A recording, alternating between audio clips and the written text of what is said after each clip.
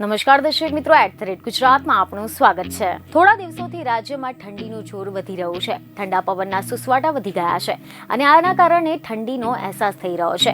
હમણાં ભલે ઠંડી લાગી રહી છે, પરંતુ થોડા દિવસો પહેલા ગરમીનો અહેસાસ થઈ રહ્યો હતો। ફેબ્રુઆરી મહિનામાં ગરમીનો અહેસાસ થવા લાગ્યો છે અને આવામાં ઠંડી અને ગરમીની આ મિશ્ર ઋતુના અનુભવની વચ્ચે હવે વાદળછાયું વાતાવરણ પણ જોવા મળવાનું છે।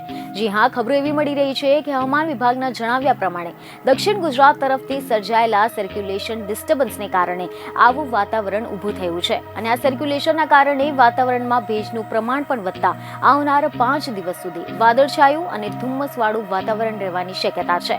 તો હવે જો આપણે જાણીશું કે ગુજરાતમાં આગામી 5 દિવસ કેવું રહેશે હવામાન, તો આગામી દિવસોના વાતાવરણને લઈને શું આગાહી કરવામાં આવી છે, તો તમે જણાવી દઈએ કે મીડિયા રિપોર્ટ અનુસાર એવી જાણકારી મળી રહી છે કે હવામાન વિભાગની અમદાવાદ કેન્દ્રની વેબસાઇટમાં જણાવ્યા પ્રમાણે હાલ રાજ્યમાં તાપમાન છે અને વરસાદની સંભાવનાઓ નથી અને આગામી દિવસોમાં હવામાનમાં કોઈ પણ મોટો ફેરફાર ન થવાની પણ શક્યતાઓ દર્શાવવામાં આવી છે। જો કે હાલ સૌરાષ્ટ્ર સહિત આખા ગુજરાતમાં તાપમાન સામાન્ય કરતા ઊંચું નોંધાઈ રહ્યું છે। રાજ્યમાં સૌથી નીચું લઘુત્તમ તાપમાન નલિયામાં 11 ડિગ્રી સેલ્સિયસ નોંધાયું છે। તો આ સિવાય હવે જો આપણે વાત કરીએ ગુજરાતના અન્ય ભાગોની, તો ખબરો એવી મળી રહી છે કે અમદાવાદ અને ગાંધીનગરમાં લઘુત્તમ તાપમાન 16 ડિગ્રી નોંધાયું છે, જ્યારે ભુજમાં 15, અમરેલીમાં 13, રાજકોટમાં 14, સુરતમાં 19 અને વડોદરામાં 16 ડિગ્રી લઘુત્તમ તાપમાન નોંધાયું છે। રાજ્યમાં તાપમાન વધવાની સંભાવના હવામાન નિષ્ણાંતો દ્વારા પણ વ્યક્ત કરવામાં આવી રહી છે।